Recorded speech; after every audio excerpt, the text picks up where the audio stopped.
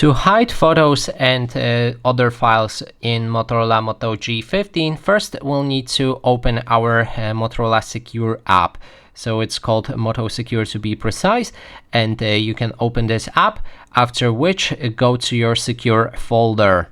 And in this case, I've already made a setup for secure folder. If you do it for the first time, you will need to follow a guidelines on screen to set up that secure folder.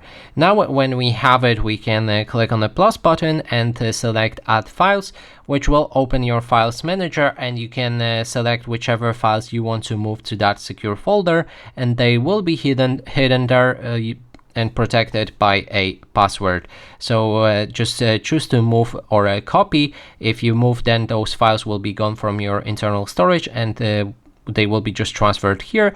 If you select copy, they will stay on internal storage and will be copied right here as well. So I'm gonna move them, and then to actually see those files, you will need to open your files from the secure folder, and those images should be visible right here. And that is basically everything.